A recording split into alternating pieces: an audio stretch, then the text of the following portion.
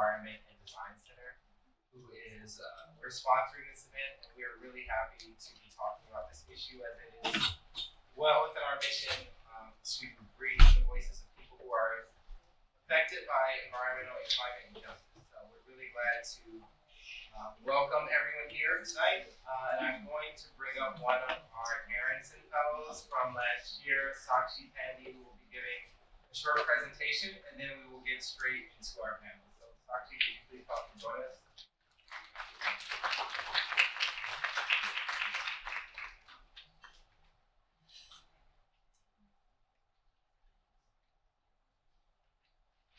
Hello everyone, I hope you're doing good.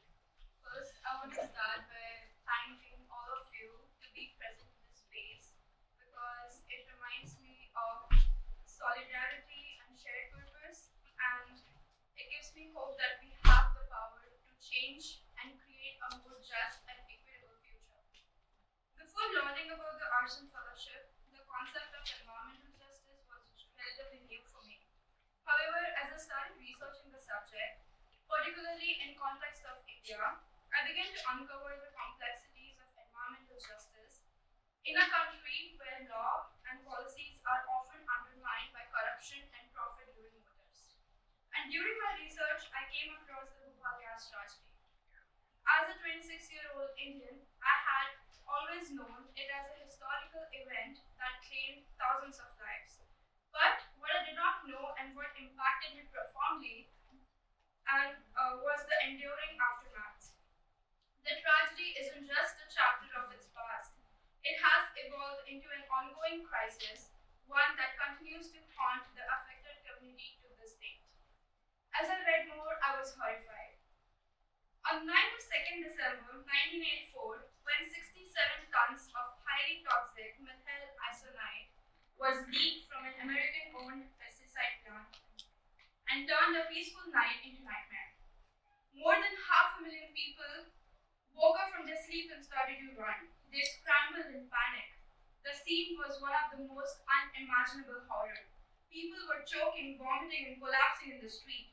Some withered in pain, their eyes were burning, while others drowned in their own body fluids. Mothers, gripped by fear, wrapped their babies in blankets and fled.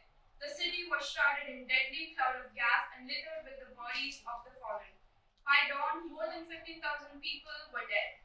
I couldn't shake the fact that this disaster, which has devastated so many lives and had never truly ended. The toxic chemicals that were left on the ground have seeped deep into the groundwater, contaminating the only available drinking water for the community. These toxins have infiltrated the bodies of the residents, leading to severe health consequences, including birth defects, increased risk to cancer, tuberculosis, and many more diseases. Even the second and third generation of the victims are burdened with mental and physical disabilities. They are born in a world where the tragedy continues to rob them of the basic right to live. This is the 40th anniversary of the horrifying accident and the ongoing injustices.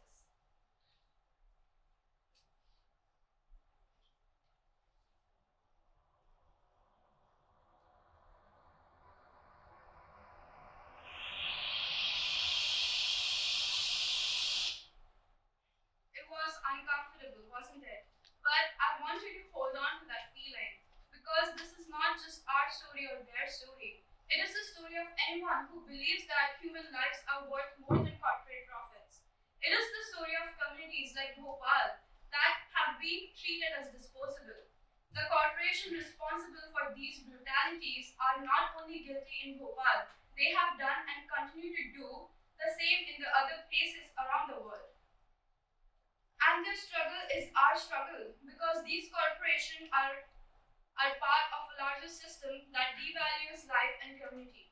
We live in a world where the same companies that produces these chemicals are also involved in the production of weapons, bombs, and wars. This fight is about the future we all want to live in, a future where peace, justice, and human dignity wins.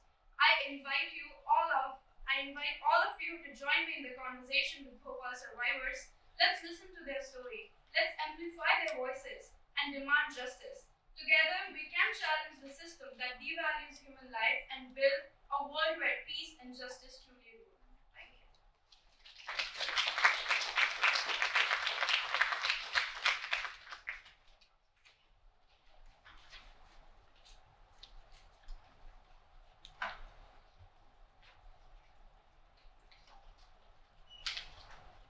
Thank you, Sakshi. And now we will get our panel started. I would like to bring up Sakshi, who will be one of our co-moderators, and our other co-moderator, our Trika Debnath, who is in the PhD program at the new school with me. So, and I would like to bring up Rachna and the survivors as well to sit here and share what they have to say. So, I'd like to give you, like you all to give applause to everyone.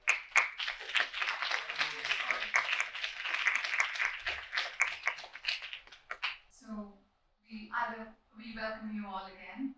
So building on what Sakshi already talked about, it is necessary to understand what has happened before 40 years. A lot of people were responsible for that and they fled. So when we leave this room today, all of us has a part of this tragedy with us, and we know from tomorrow how we can and what is our role in this and how we can contribute to this and how we can make this better. Batibai and Farhat has come all the way with Rachna to make us aware of their message. So we would like to know how it feels to grow up in this community, to know about this culprit, about this community culprit that sees all across the world and enjoys all the benefits, but yet it is so difficult to survive. So your story and all of yours. Thanks. Hello everyone, thank you for coming. I just thought we would talk about what happened and what continues to happen. To put it in perspective, I will then ask the survivors to tell their story, and then I will do the translation. So one of the main lessons, I think, one of the main things that we want to share with people, that first, this is not something that happened 40 years ago. This is a disaster that continues to kill people today, disable a new generation today, contaminate the groundwater and soil of hundreds and thousands of people. And these were all decisions taken in a boardroom which was considered business as usual. And that has not changed, even after Bhopal disaster or due to Bhopal disaster. And I think that is why we are here today, to talk about that how we all live in Bhopal.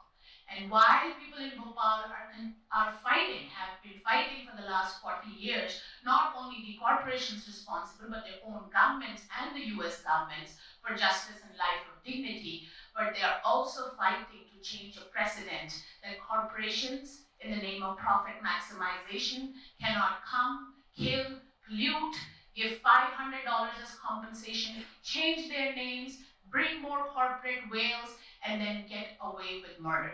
Because what we have, we've been doing, this is the 40th anniversary, we've been going around several places all over the US where we see Bhopal, so slow Bhopals, silent Bhopals repeating itself.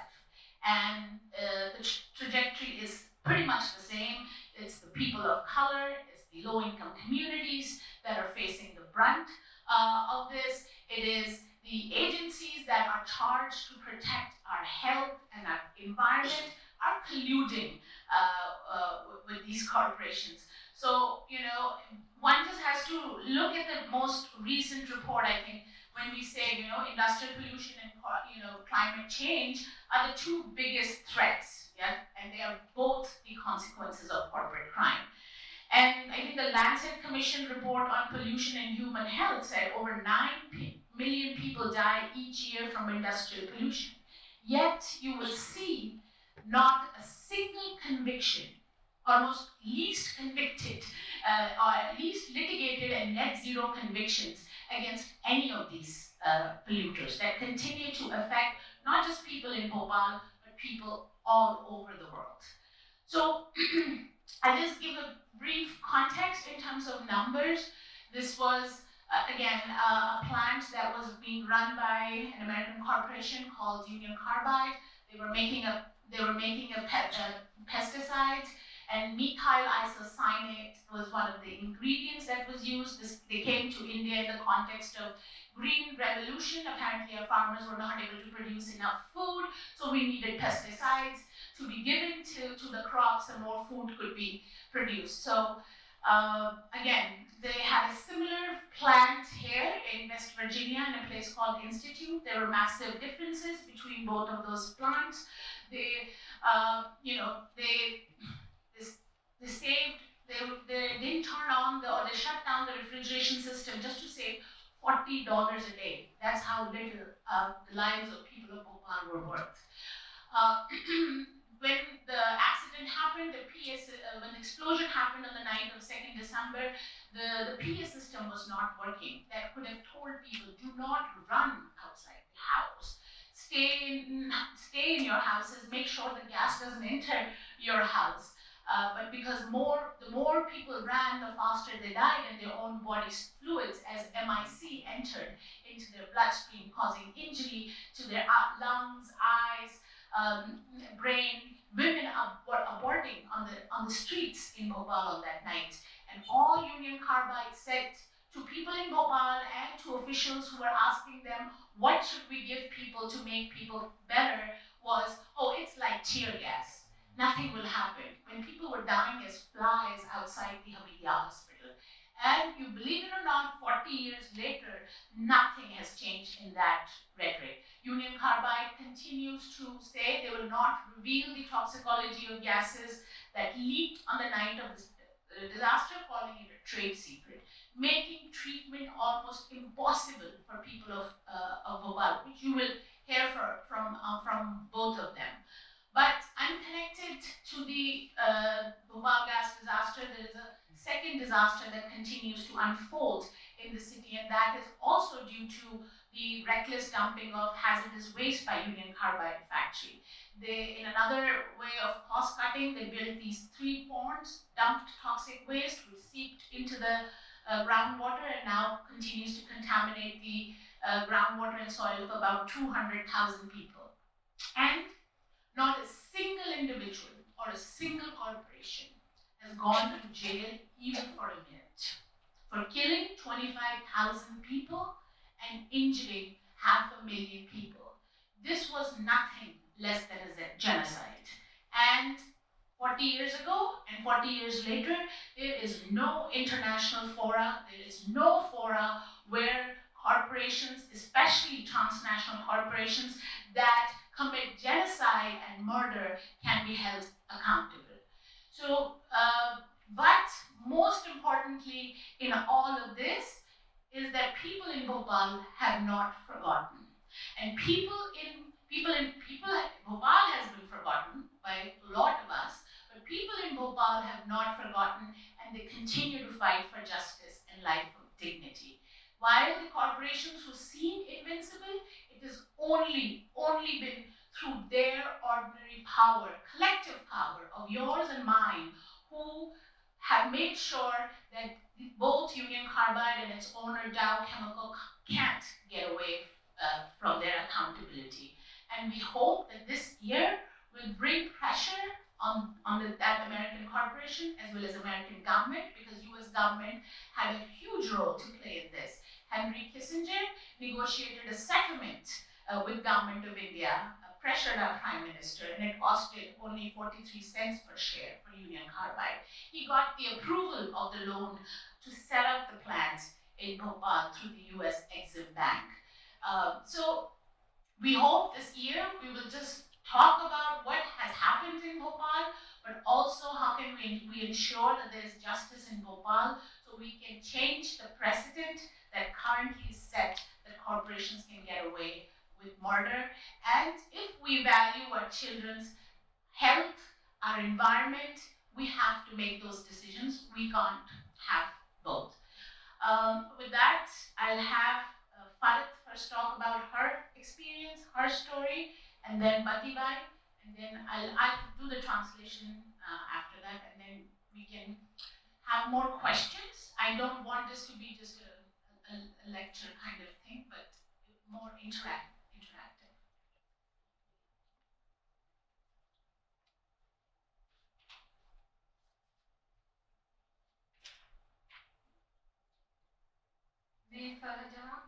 Bhopal शहर से वो भोपाल जहाँ पर union carbide factory ने एक नरसंहार किया, जिसमें एक ही रात में हजारों जाने गई, बहुत सी महिलाओं के गर्भपात हुए, अधूरे बच्चे गिरे और 5 लाख से ज्यादा लोगों को जिंदगी भर की तकलीफ दी है।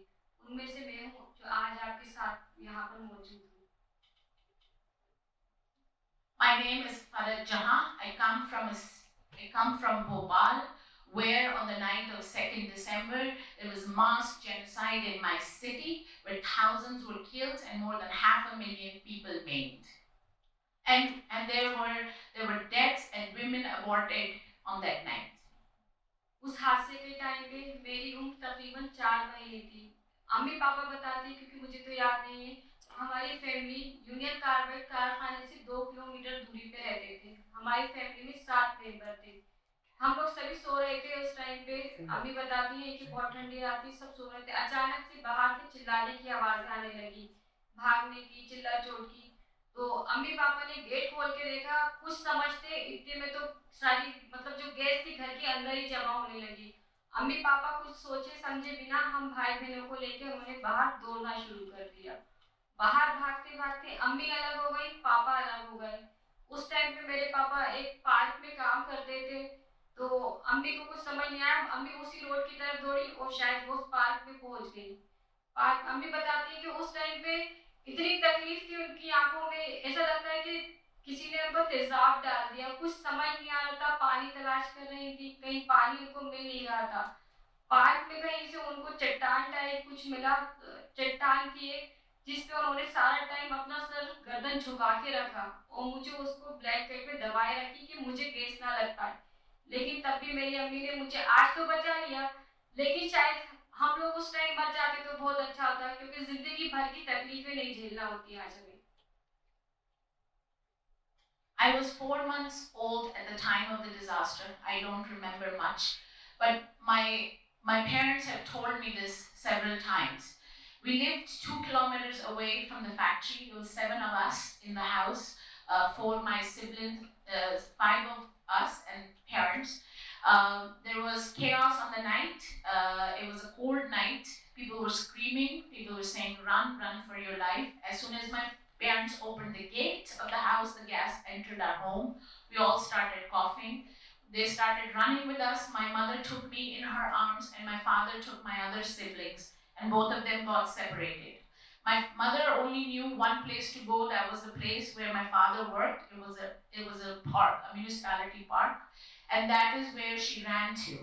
And after that, when she could not run any longer, she sat in that park, and in her eyes felt like that someone had put acid in them. That's how bad they were burning, and all she wanted was some water. She could not find any water, so there were these stones that felt cold, and she put her head down and rested her eyes so there could be some relief. My mother held me tight all that night, but all I know that people who died on that night were the lucky ones. उस time पे जो हादसा हुआ, लेकिन उसने आज तक हमारा जिंदगी से पीछा ही नहीं छोड़ा है। मेरी अम्मी आज उनको लंग फाइब्रोसिस हो गया है, पूरा टाइम इनहेलर पे रहती है, उनसे कुछ नहीं बनता काम। उनकी नॉर्मल जिंदगी भी बहुत खराब है, चलना फिरना उठना कुछ नहीं हो पाता। मेरी बहन जो 2 साल की थी गैस कांड के टाइम पे, आज उनकी कंडीशन ये है कि 7 से 8 साल हो गए, उनकी किडनियां पूरी तरह फेल हो चुकी है, सिर्फ डायलिसिस पे जिंदा है वो, हर दूसरे दिन डायलिसिस। ये मेरी बहन ने यहाँ पर हम लोगों में ये किडनी फेल होने की बीमारी आम हो चुकी है, क्योंकि हम लोगों का कोई आज तक सही इलाज ही नहीं मिला है।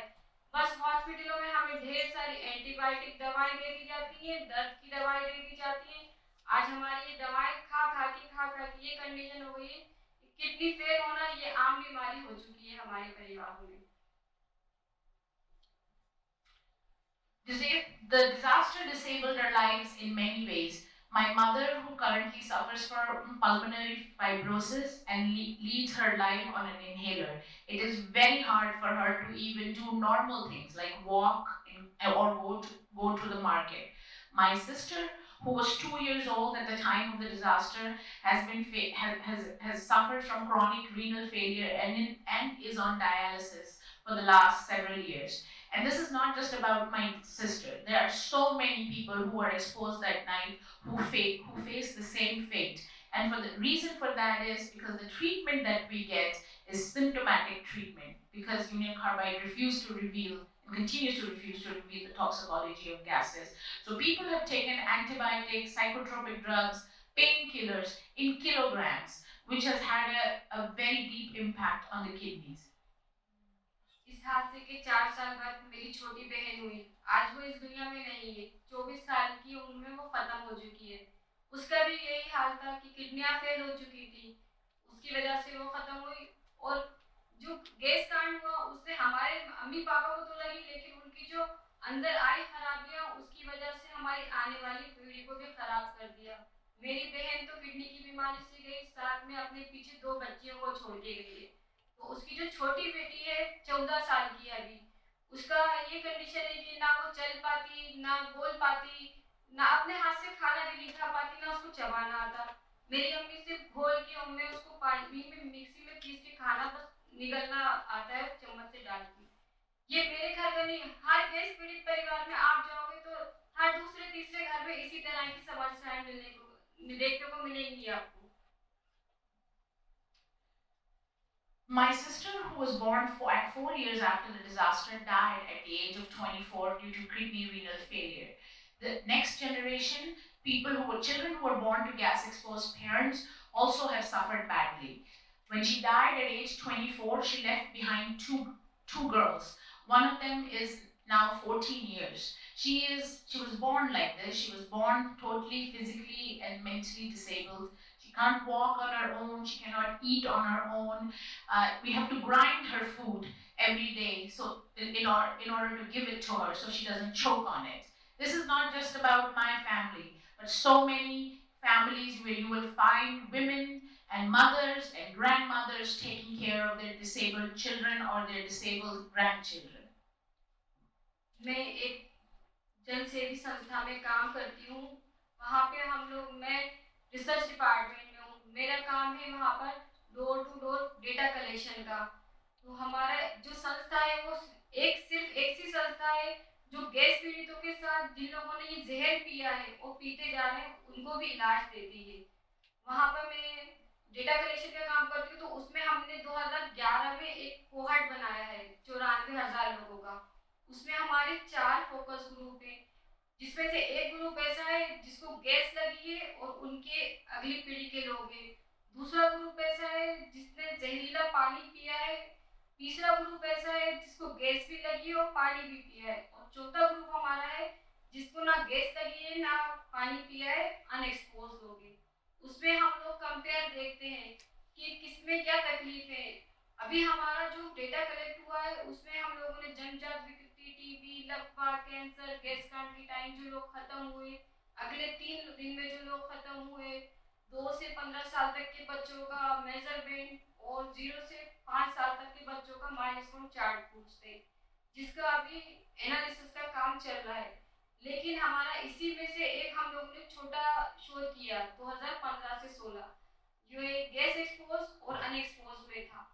उसका जो है रिपोर्ट साफ बताती है कि जो गैस पीड़ित लोग हैं उनमें 63 गुना ज्यादा बीमारियां हैं, जिसमें घबराहट, बेचैनी, नींद न आना, ये सारी तकलीफें। इसी तरह जो गैस पीड़ित समुदाय है उसमें 28 गुना ज्यादा मृत्यु है। और मृत्यु में किडनी खराब होना, टीबी, लकवा, कैंसर, स्ट्रोक, ये सारी समस्याएं। और अभी हाल ही में जो कोविड है उसमें भी एक रिसर्च है, रिपोर्ट आई है जो साफ बताती है जो कोविड से मरने वाले हैं उनमें 3 गुना ज्यादा गैस पीड़ित है। क्योंकि जो गैस पीड़ित लोग हैं उनकी प्रतिरक्षा प्रणाली पे सीधा असर हुआ है। अब उनका इम्यूनिटी इतना रहा ही नहीं है कि वो दूसरी बीमारियों को झेल पाए, तो उसमें लोग 3 गुना ज्यादा मरे। I work in a place that provides free medical care to people who have been exposed to the disaster and also to those who drank contaminated water. In this place, we also do research to see how people are doing.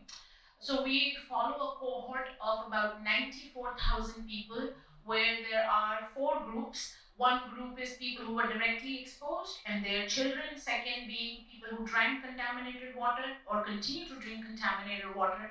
The third group is a combination of both of them. both who were gas exposed and also now live in an area where the groundwater is contaminated. And the last group is unexposed. Basically, they are not exposed to either contamination. And we measure many things. The reason we measure so many things because the government whose job it is to do so doesn't do. What we found in 2015 that people who were in the gas exposed area had 63 times more morbidities, diseases basically, when compared to those who were not exposed. The death rate among the exposed population was 28% more when compared to unexposed. And the main reasons of death was cancer, kidney failure, and TB. Even in COVID, we saw that there were at least 3 times more people who were exposed to the gas disaster who died due to COVID than the people who were not in the district of Bhopal.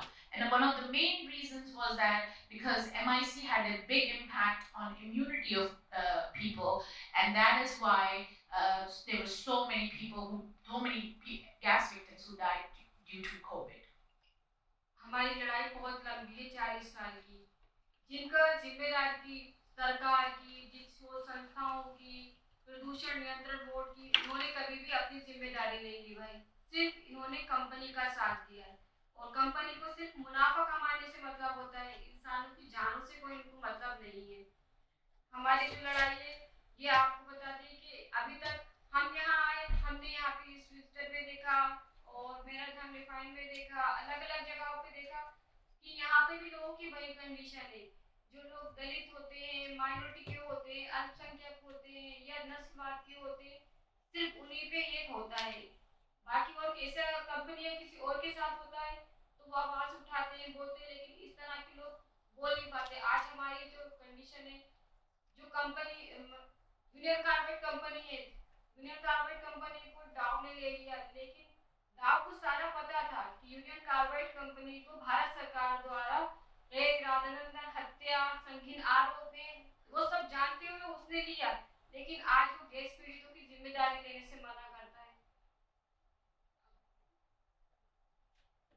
Our fight has been as long as 40 years. And what we have seen in our fight that the agencies who are responsible for controlling pollution, who are responsible for doing research, have not done their jobs because they have been colluding with the corporation. And that is the same with our government as well. And we also know that there is only one motive that the corporations involved in this disaster have, and that is of profit maximization. But when we came here and we saw the same thing happening here, we have visited several places like Cancer Alley. Farah didn't mention the name Cancer Alley, but we have visited Cancer Alley, which is in Baton Rouge, Louisiana, in East Houston, and Marathon Refinery was in Southwest Detroit. And we see so many similarities that people of color who live around these areas, it is the low income communities, just like in Bhopal it was. In Bhopal it was mostly half the population was Muslim who was affected and the other half was Hindu, but even in the Hindus it was the Dalits who were most impacted. And another thing that we see here, that Dow Chemical bought Union Carbide in 2001, knowing fully well that Union Carbide is a proclaimed absconder, that it continues to face civil, environment, and criminal liabilities in India. But they bought it knowing well, and they somehow knew that they would get away with this. Union carbide factory, इसको 1970 में ही पता हो चुका था कि जो MIC gas अगर किसी को लगेगी तो एक दिन का नहीं, उसको जिंदगी भर की तकलीफ होगी। ये सब जानने के बाद भी हम लोगों को सिर्फ $500 मुआवजा दिया गया, वो भी इतना जलील करके 8 से 20 साल लग गए टुकड़ों में वो मुआवजा दिया। और उसमें भी हमको बताया जाता है कि हमें साबित करना है कि ये हम ही हैं। हमको अगर साबित नहीं कर पाते तो हमको वकील को ले जाना है, डॉक्टर का लिखा हुआ ले जाना है, फिर हमको जाके मुआवजा मिलेगा। कभी कंपनी ने ये नहीं बताया कि ये जहर हमने पिलाया है इन लोगों को, वो कभी साबित नहीं करेंगे, लेकिन हमको साबित करना है, हमें ही जलील होना है हर जगह। Back in 1970, Union Carbide knew that exposure to methyl isocyanate will cause permanent injury. And despite having this knowledge, they gave people $500 as compensation. 93% of people got that compensation.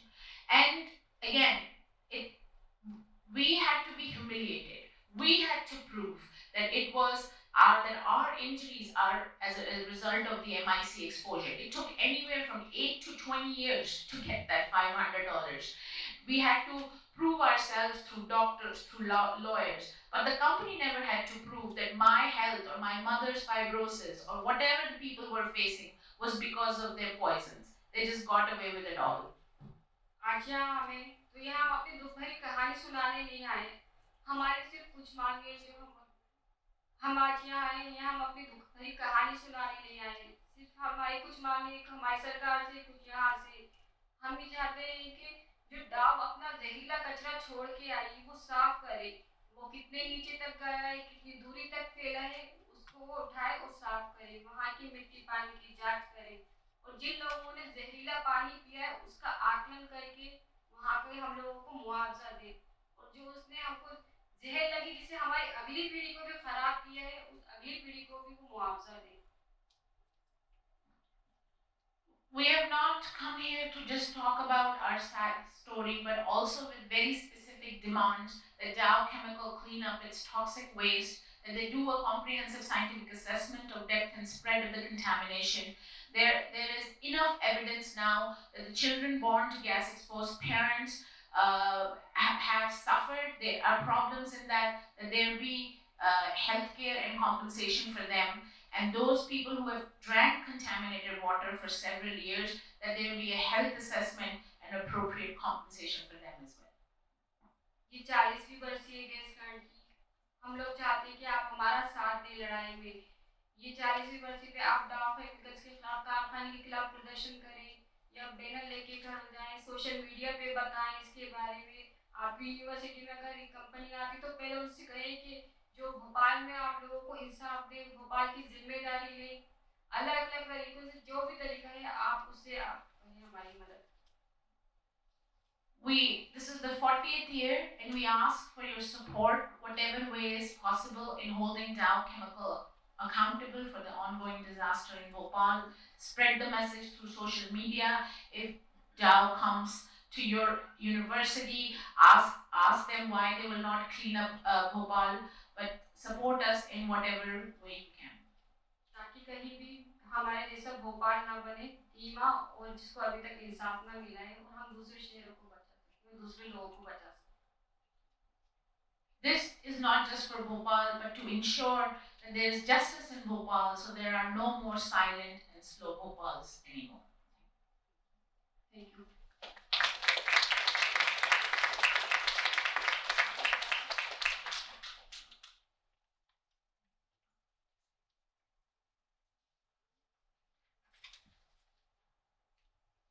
मैं बती भाई रजब भोपाल शहर से, जो भोपाल शहर जो 40 साल पहले गैस कांड हुआ था, यूनियन कार्बाइड फैक्ट्री से करीब में 1.5 से 2 किलोमीटर के समथिंग में रहते थे हम लोग हमारे परिवार के साथ, मम्मी पापा 2 भाई मैं, हम लोग घर में 5 सदस्य थे।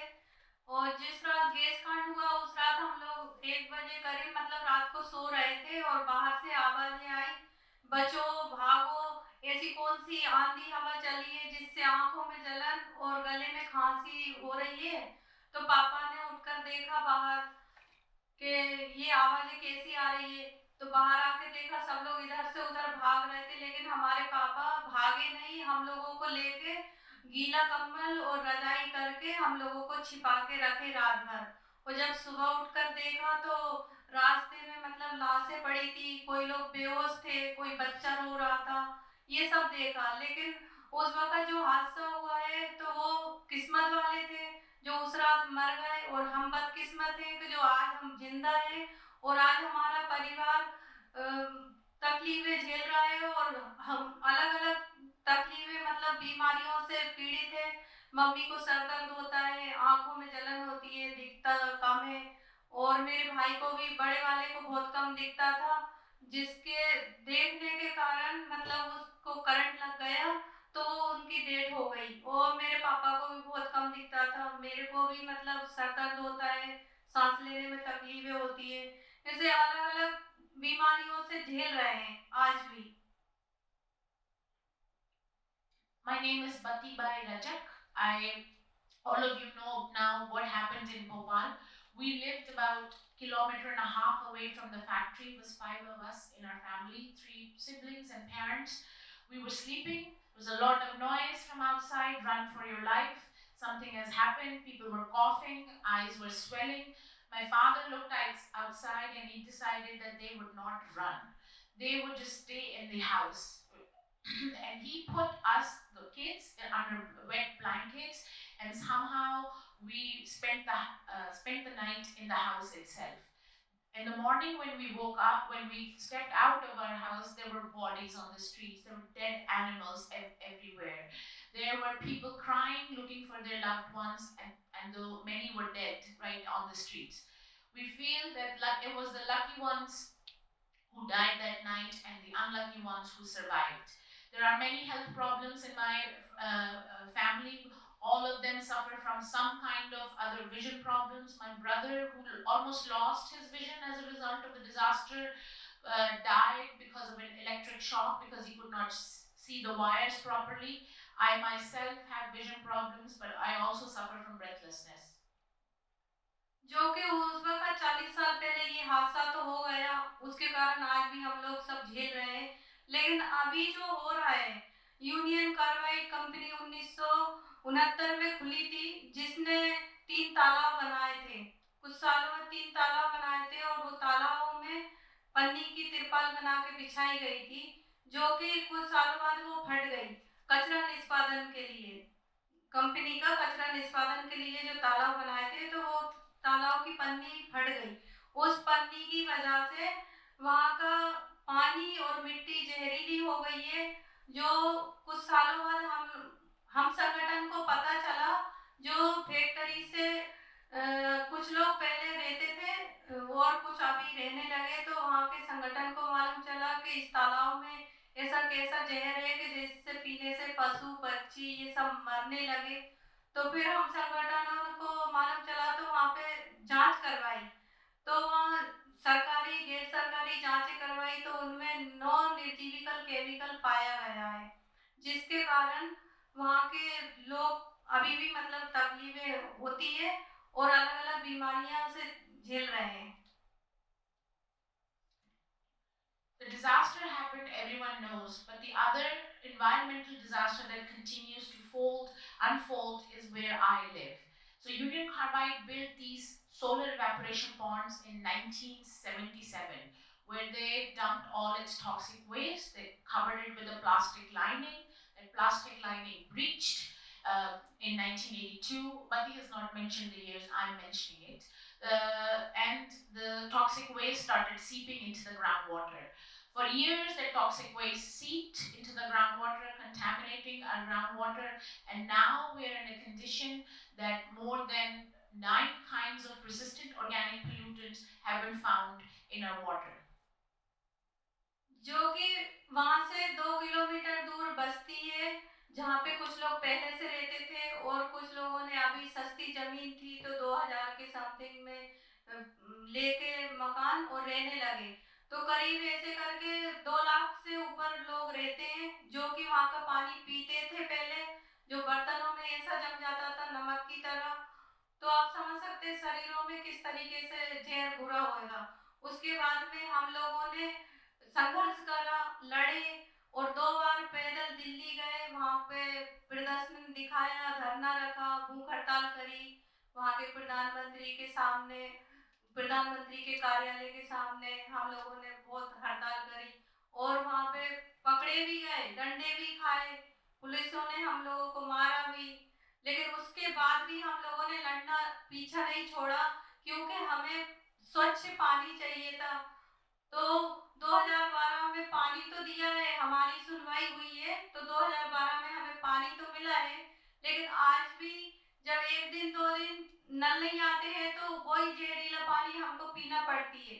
और जिस जहरीले पानी पीने के कारण वहाँ की हम बस्तियों वाले की महिलाओं की दूध की जांच करवाई संगठन ने, तो जहर पाया गया है, उसमें मरकरी पाई गई है, जिसके कारण बच्चे विकलांग हो रहे हैं और अलग-अलग तरीके की बीमारी हो रही है, मतलब साँस लेने में तकलीफ है, तो कु मतलब कुछ ना कुछ अलग-अलग अंगों में बीमारियाँ हो रही है।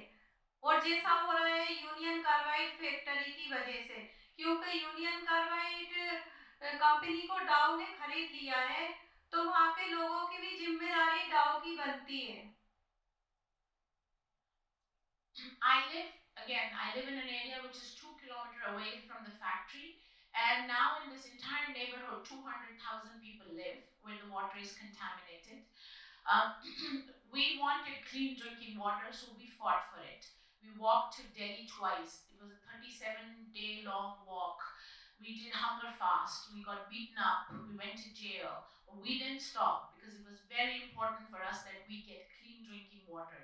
In 2012, we won that and we got clean drinking water through pipe supply. But even if when the pipe supply breaks down, we have no choice but to drink that contaminated water.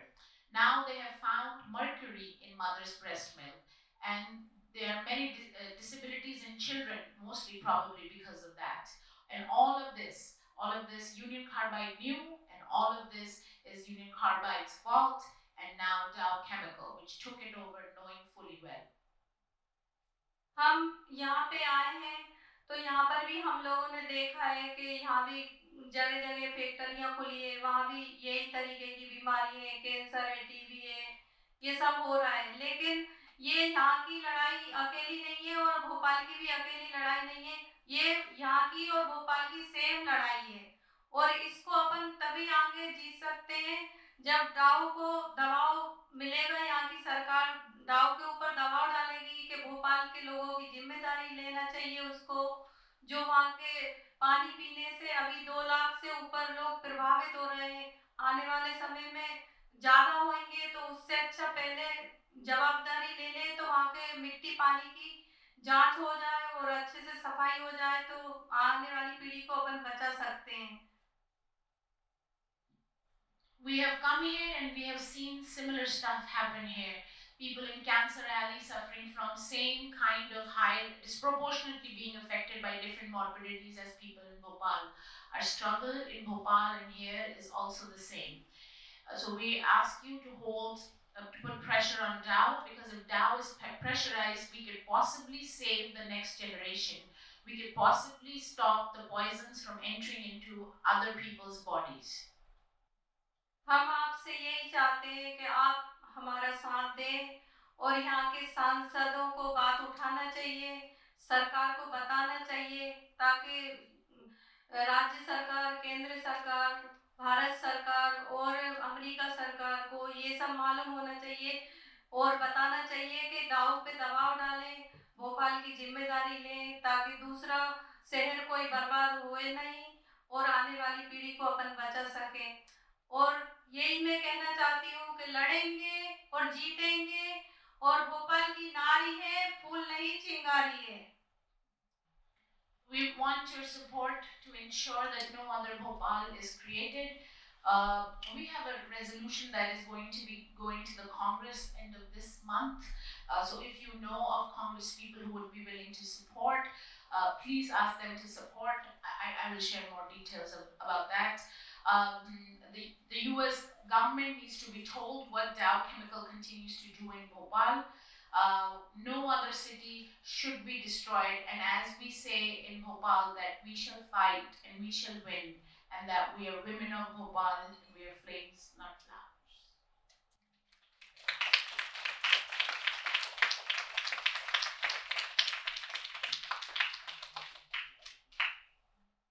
That was really touching, and I don't have a lot of words, but then the last slogan that Batibai said that like they are the women of Bhopal, and as I was researching, and now we are here, you see the poster. So I feel like there is a very strong role of women fighting and protesting. So do you want to like maybe share some strategies or some advocacy efforts and maybe the methods of organizing that women have initiated and how women are like the power of this entire fight that we have against the corporates. In fact, one of the first protests that the city of Bhopal saw was of women wanting to know how the exposure is going to impact them and their babies, because there were so many who had aborted that night. In many ways, one of the first organizations that started was of Mahila Udyog Sangathan, all women leadership, and this is leadership by extremely conservative, in a very conservative place, but women became the fighters and the bread earners in many cases. Because a lot of men who used to do daily wage labor could no longer do that. So women would basically roll bidis, it's an Indian cigarette, all night and come out on the street and fight in the morning. So this was, many of them left their burqas, or with the burqas they came out and fought. And same with Hindu women. So this is incredible in so many ways about how Hindu and Muslim women continue to fight this fight of which is David versus Goliath, of the of the most powerful corporations versus the most poorest of people, and they continue to fight that, because it is, like Falak said, it is my mother and I who have been left to take care of of her niece who's disabled. The father left. He just said, I will not be able to take care. So again, this is not just Falak's story. There's so many, and I'm not trying to ditch men in any of this, but this is the reality, and women continue to be in the forefront of this struggle, and I think that is somewhat true of the rest of the world also, but definitely in Bhopal.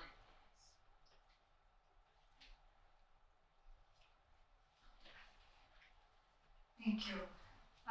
So at this point, we would like to open our floor to also the audience, because it's important that you also reflect. But in the meantime, we would like to ask Varna, because she mentioned about the research initiatives, which is like populated immunology, the toxicology studies that are done by corporations, that are done by philanthropic organizations, whereas people who are themselves the victims, they are coming up. So have that had any impact on the public health services or any kind of initiatives in the last few decades? जो अभी तक हुआ है research, उससे ये बदलाव आया है कि पहले सरकार सिर्फ प्रेस पीड़ितों को इलाज देती थी, उनके अगली जनरेशन को नहीं देती थी, लेकिन अब ये है कि सरकार ने भी माना है और जो दूसरी पीढ़ी है उसको भी इलाज देना शुरू हो गया है। और जो कोविड के आंकड़े वो भी साफ साफ बताते हैं कि गैस पीड़ित है, उनकी इम्यूनिटी पूरी तरह प्रभावित हुई, जिसकी वजह से उनमें मृत्यु दर ज़्यादा है।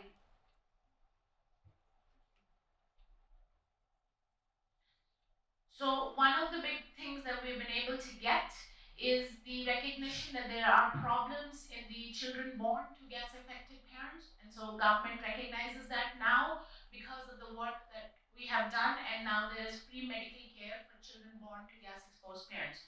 Even even without that, we fought. It was the organizations who fought, and the data came from where Farad works, to basically say that free and adequate health care of people exposed to MIC should be seen as their constitutional right. It should be as important as right to life. And that got recognition. It took a long time. It happened in 2012. But Supreme Court recognized that, and in that view, gas victims are supposed to get free medical care and their dependents. And all of that has come through data generation and has come through people fighting, ordinary illiterate women fighting, and telling the judiciary, telling the government that this is where things stand, and this is how you have to change. Even with she talked about research. When we fought for clean drinking water, it was literally, and the government would say, oh, we are giving you clean water through these tankers, but those tanks would never get filled.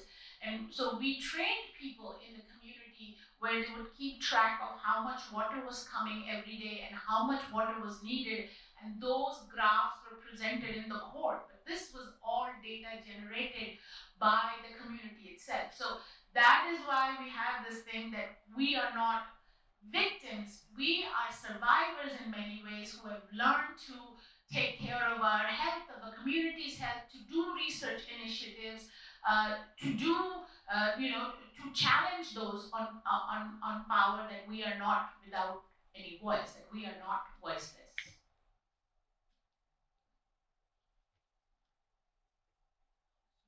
Do we have any questions in the audience? I don't have any questions, but I just wanted to share a few things. Because I was in Bhopal, and that was my first year in the college, the National Institute of Technology. So I may be around 16, 17 years old, fresh out of high school, from a very tribal region. I was in Bhopal, and this gas tragedy took place. You know, if you think of MIT or NJIT, so the National Institute of Technology in Bhopal is one of the country's prominent engineering technology institution.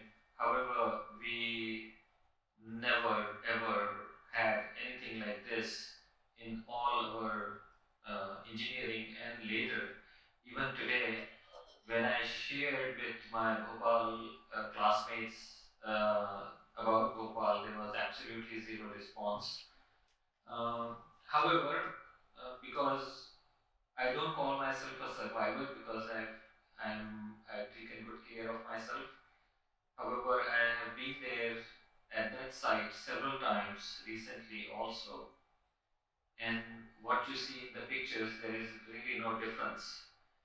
To give you a better idea of that time, what I would like to do is to share some of the comparisons between New York and Bhopal and the time. So tomorrow is September 11th, and no New Yorker can ever forget, no American can ever forget September 11th. But who were here in New York at that time, they understand the clouds of dust, and everything coated, the entire downtown, entire Chinatown covered in dust. So you can have imagination, because if you think of the Port Authority bus terminus and the Penn station, the railway station, this Bhopal gas plant where the gas leak was very, very close to the railway station in the old city, and surrounded by the bus terminus, railway terminus. And actually there is a movie about the trains passing, even the trains which were passing from that railway station, people died there. So try and imagine the Hell's Kitchen, overnight, covered by gas, Penn station, Port Authority bus terminus. So that will give you a little bit of an idea. Also, about the corporation, if you want to sort of draw some parallels, Union Carbide, right now nobody knows about it, but it is very big company, and Dow Chemical, Dow DuPont, and New York, like we have a big company called Corning University next to that. Corning is, everywhere, but it's a subsidiary of Dow Chemical. So what they did is they acquired Union Carbide, and all the assets of Union Carbide were taken by Dow Chemicals, but no liabilities. They have a very nice statement on their website, and they wash their hands with everything. You guys may have, this energizer bunny, right? There's batteries. We use it for torch, we use it for toys, gaming. So that energizer bunny is something, which connects us with the product and the company. So same way, ever ready is the product, is the batteries. Just like energizer bunny, these are the batteries. And ever ready is the Union Carbide product. So it was a very popular product. However, very few people know about the pesticides, and this methyl isocyanate. There are some of the uh, notes which I made while I was listening to uh, uh, आपको सुनते समय मैंने कुछ notes किए हैं, वो मैं कहना चाहूँगा because I was amused, kind of taken aback that you were 4 or 5 months old. I was 15, 16 years old at that time, and just like when you picture 9/11, the attack on World Trade Center, you actually visualize these towers coming down, and you don't sort of visualize the clouds of dust and people dying and running. You only look at the architecture and the building. That's what comes to our picture. But 3,300 people who died and the firefighters, that picture comes later. Similarly, what is missing from that narration and some of these flyers is the countless birds, countless animals, dogs, horses also, cows, just strewn around in the streets like nobody to take care of them. But if you sort of see the streets littered with birds, crows, cows, it's just somehow in that narration, in our imagination, unless and until we make those connections, I think I'm trying to take a few minutes to bring out. On the other hand, as a student of a multinational, the National Institute of Technology, in my all these years of engineering, we never ever, talked about any of these things. We only talked about when we went as a volunteer, when people were dying, we were, for the food, etc. So our college used to give us this blazer, which was a maroon color blazer, a kind of scarf she is wearing. So those blazers we used to wear, and when some of our other classmates and seniors who were more familiar with the city, etc., when they went there, so people used to call them Lal Coat Wala Doctor, meaning a doctor in the red coat. However, all that was very short-lived. We had absolutely zero information, or we were just busy with our day-to-day things. So what actually happened is, finally when I graduated from the college, I went to Bombay, and I was in IIT Bombay. And IIT Bombay, I'm sure everybody knows about IIT Bombay. But there, for the first time, I saw something or heard something which made make sense, because what they do is they boycott Dow Chemicals. Until I came to Bombay, I had no idea that Dow Chemicals is actually Union Carbide. But in IIT Bombay, they would boycott, they would not let anybody from Dow Chemical put a step in their campus. One of the key things, these big corporations go to technology institutes to recruit, and IIT Bombay had boycotted. They said they would not let anybody recruit. They had taken vow that nobody from our college will ever go to Dow Chemicals, which is a very, very big thing. So that is one thing. Now, in terms of demand or in terms of change, what I would like to say is, why not we demand that a multidisciplinary university center need be in the campus of the NIT Bhopal, because this was an industrial disaster, and it is the most technologically advanced industrial institution. All the world's engineers from that college, and that's the place where should be Bhopal, gas tragedy research center. It should be not just the technology, but it should be about safety. It should be about medical, engineering, medical, biotechnological, medical, but also social and management institution. There should be an entire campus, and I think we should demand that because that will provide a place and a platform for something like this to take place. I don't think 40 years is too late. I think this is the time because people like me, who were at that time just a teenager, now they are the topmost officials in administration, in the government, in the politics, and every field. And that gravity of situation, even though we try and avoid this talk and discussion, but I think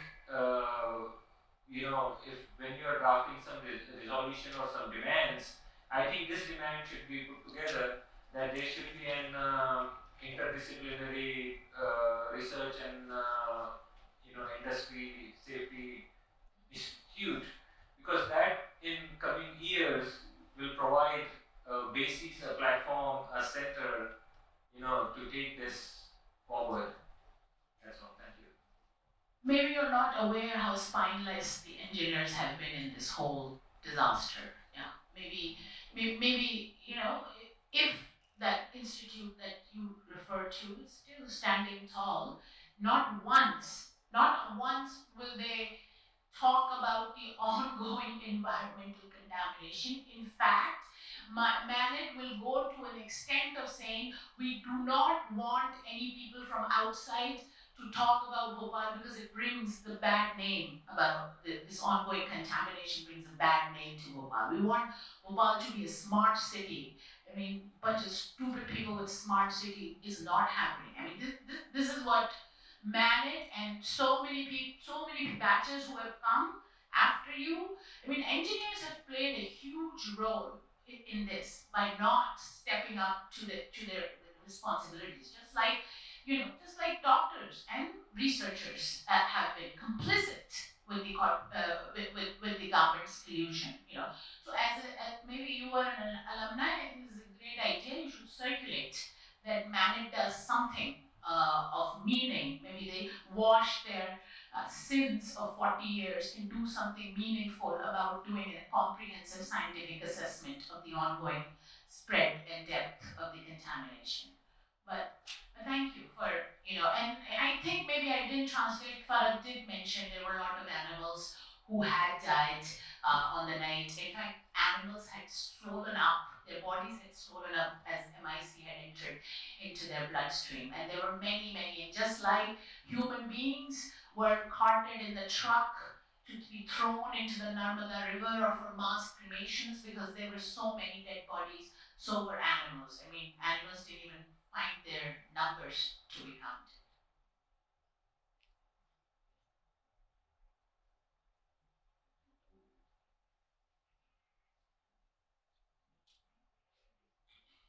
Thank you. So my name is Feiyu, and first of all, I just want to thank you, the narrators, to come here and tell the story. I think it's very brave. And personally, I guess before I go into the questions, I want to share a little bit because I came and grew up in China, which, similar to India, we both went through a very fast industrialization period. And I can tell when there are instances that the profits or the revenue or the money the governments can make might outweigh the local population's interests, right? So I feel like there are a lot of things I can synthesize with what the narrators shared. And I will go into the three questions I have. I know it's a little bit long, but the first is a general question. I have two questions I want to hear from the narrators. The first question is, has the company, Union Carbide, ceased its operations in India today, or at least there are litigations brought against it to cease operation? The second question is, has the national or local government exerted any pressure on victims of the incident to not pursue compensation or stop protesting? For example, like through intimidation. I know one of the narrators said about the hunger fast or jail experience. Can you share a little bit more about how the government's role in trying to contain this incident and its aftermath, both through implicit and explicit means. I'm a little bit curious about the dynamics between the government and the victims, especially the leaders of the organized protests. The third question is, how do the women from different social backgrounds and religions connect and organize and find a common ground in this battle? Has there been moments of despair or loss of hope, and what drives you to keep fighting?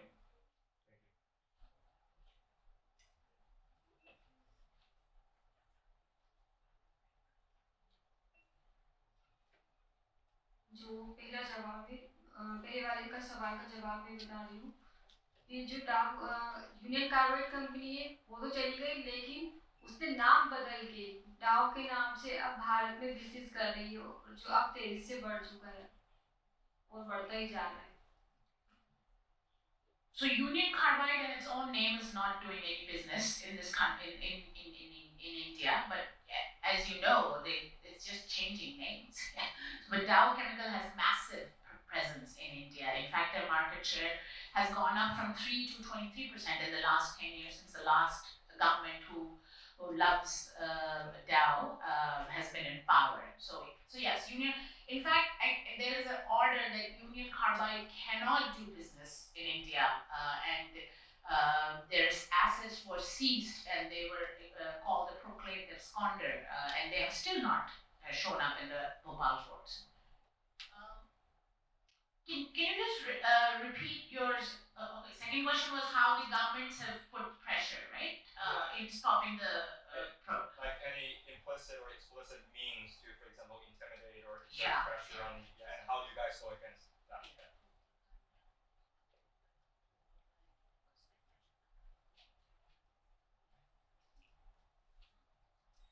सरकार ने तो बहुत कोशिश करती है कि हम लोग नहीं लड़ें, लेकिन हमारे संगठन को रोकने की भी कोशिश करती है, लेकिन हम लड़ने से पीछे नहीं हटेंगे। और सरकार और कंपनी तो मिली जुली रहती है, क्योंकि सरकार चाहती है और कंपनी भी चाहती है कि जितना पैसा कमा सके हम उतना मुनाफा मिले उनको अच्छा है, क्योंकि उनको मरने वाले की कोई कीमत की वैल्यू नहीं है, ना तो सरकार को है ना कंपनी को है। So government has tried a lot to stop us from fighting. We know that government and corporations are complicit in this because for one, profit maximization is important, and for the other one, we are considered expendable. So couple of things. Government has tried a lot of stuff. I mean, they took our passports away for 10 years. That was one. But more than that, it is also harassment by filing criminal cases against you. It is also stopping the registration of your organizations, that taking away FCRA licenses. So you basically don't, either you stop raising your voices or you stop or you cease that the government, and this current government has been at the forefront, has been leading that. In India, anyone who is talking about environment, anyone who's talking about corporate crime, you bet you will either be in jail or your registration will be taken. I mean, I think in the last 8 years, some 26,000 organizations have lost their licenses. We are one of those as well. And then there is a lot of backhand dealing that happens. It's called quid pro quo. It goes without saying. So many examples of quid pro quo in the Bhopal thing, including from the settlement, which was brought on by Henry Kissinger, letting go of, even though Union Carbide is a proclaimed absconder, very little was done to bring Dow Chemical to court. It was only through the organizations who fought, and last year for the first time, Dow Chemical appeared in Bhopal courts. They appeared, and now they're saying that they will not abide by the jurisdiction of Indian courts because they're an American corporation. So again, all of that has been possible by people who continue to fight. Not a single thing that people in Bhopal have gotten is because the government said, okay, you're entitled to it, you should have it. From medical care to compensation to second generation problems to clean drinking water, every single thing is because people in Bhopal are united fight and put their bodies online and have faced huge consequences as a result of that. And I'm sorry, what was the last question? Yeah. So I was just wondering, for example, there are a lot of despairs and loss. You talk about, for example, loss of hope, right? And how do women from different social backgrounds and religions connect and keep fighting? Because I imagine 40 years is a lot, and you also talk about there's so many procedures the government put in to stop you guys from fighting. So what is that unifying spirit you guys would bring people from different religions, social backgrounds, knowledge level to keep doing this for 40 years? What's that fire you guys have? What's the sauce, you're saying? Yeah, what's the I think one,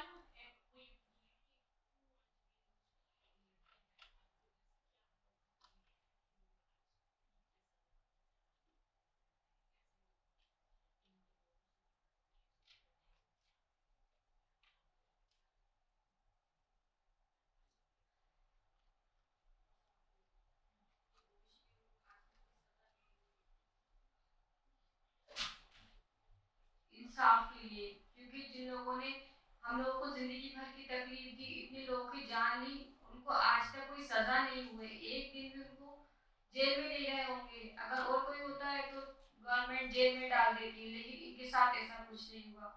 हमारी अगली पीढ़ियों को खराब कर दिया, उनमें विकलांगता और अलग अलग तरह की बीमारी, उसकी जिम्मेदारी कभी इन्होंने किसी ने नहीं ली।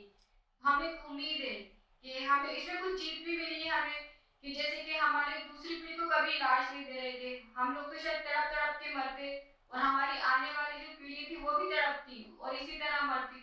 लेकिन इतनी लड़ाई के बाद ये तो हुआ है कि हमारी अगली पीढ़ी को इलाज मिलना शुरू हुआ है। और जो इसके जिम्मेदार था डाव केमिकल्स, जिसको अब यूनियन कार्बाइड, जिसको अब डाव ने ले लिया है, पिछले साल 17 साल में पहली बार अदालत में पेश हुआ। ये सब संगठनों की, हमारी लड़ाई और आप जैसे लोगों की मेहनत है, जिसकी वजह से आज वो हाजिर हुआ है। कल हमें उम्मीद है कि वो हमारी जिम्मेदारी भी लेगा जरूर। I mean, we fight for justice because that is very important to us. Punishment to who did this to us is very important. We are ordinary. If we did anything like this, what the corporation had done, government would have put us in jail long back. But we want this precedent to change, and that is why we fight. There has been victories and there has been hope, and that also brings us together. Farag counted 2 victories, basically one making Dow Chemical appear in the courts after 17 years, and medical care for the next generation. But I think one thing that to me also, when I first went to Bhopal 22 years ago,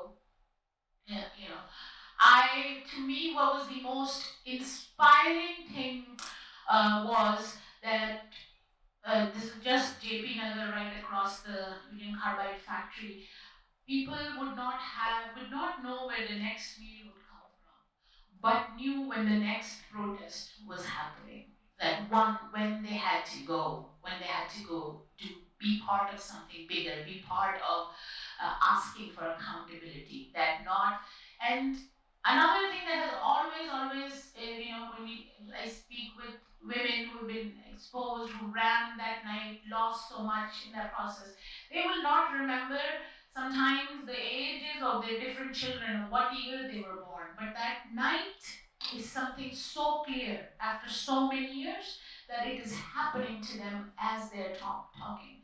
The anxiety, the trauma still continues to affect them in so many ways. And I think fight and asking for those answers is a way to maybe deal with that with so many other people that have faced that, have lived that, or continue to live that. So I would just want to focus on one number. How many deaths, how many casualties were there across years? Because that's the number. So that's another thing that happens when you are considered expendable. And when we say if you look at the power of the perpetrators versus the power of the affected, yeah, we are dealing here with the corporations who are part of the US industry and military complex. We are dealing with Dow, who did napalm and Agent Orange. We're talking about Union Carbide, who did the atomic bomb project, the Hawk Nest Tunnel, all of this, right? And so the first thing is to undermine the damage, and the undermining effect. So we talked to the truck drivers who carried the dead bodies, actually Amnesty did, and the number of the immediate aftermath, like within 3 days, is anywhere from 8,000 to 10,000. The government says only 5,479 deaths. That's their official figure. But if you were to talk to that and you were supposed to you calculate that it's about 8 to 10,000 deaths, and it's also because many people there was this man in Bhopal who would give out free cloth for people to either bury their loved ones or or burn them, the shrouds basically. So based on their calculations, it's about 8 to 10,000. That's then. If you see, and another thing we have very little information on. So even though our apex research body did do medical research, it started in '85. They brought out some 27 research projects, never published a single finding till 2004, 20 years after the disaster. Even when the negotiations for the compensation was happening, no impacts, no long-term impacts were ever put out in front of the court.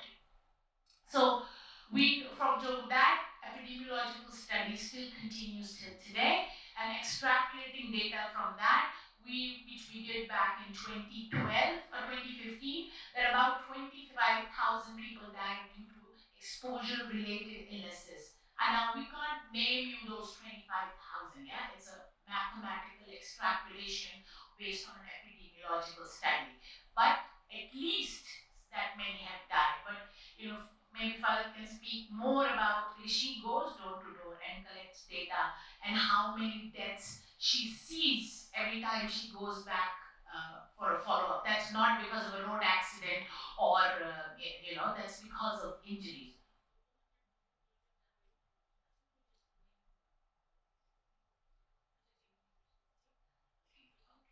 Anyway, yeah, but she does. Sorry for because Can I just say then what we would like people to do if there's only one of minute? course. Okay, if there's only 1 minute remaining, then 4 specific things.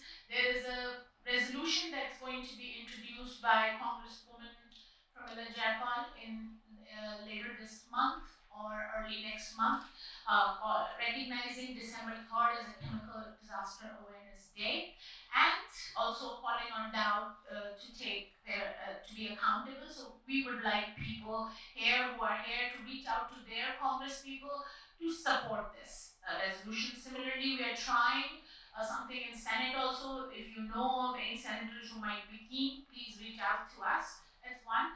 Number two, December 3rd, please think of doing something in your community, in your college, wherever you are, to talk about how Dow discriminates people of Bhopal. And we have a whole section of it on our website. Use it if you would like, but showcase the hypocrisy that they continue to follow today. And we say this to many college students. I don't think Dow comes here for recruitment right now. But we have this campaign. It's called Jhadu Maro Dow Ko, basically beat Dow with a broom.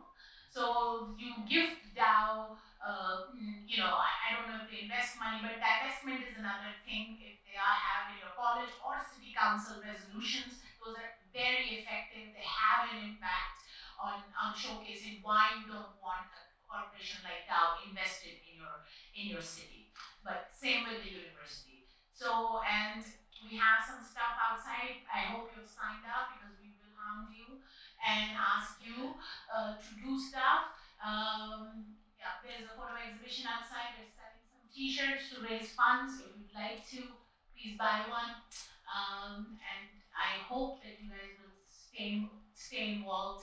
And I know all of you have many big issues to deal with, but this year we are hopeful that we could bring the issue that this continues to happen and continues to kill people in Bhopal, and there's a corporation who's responsible for it and continues to hide and lie and continues to spin the same lie so many times that it will become the truth. So help us fight that.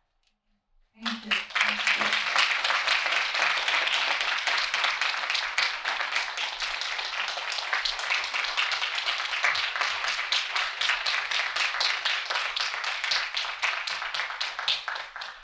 So again, I'd like to thank all of these incredible women. If we could give them one more round of applause.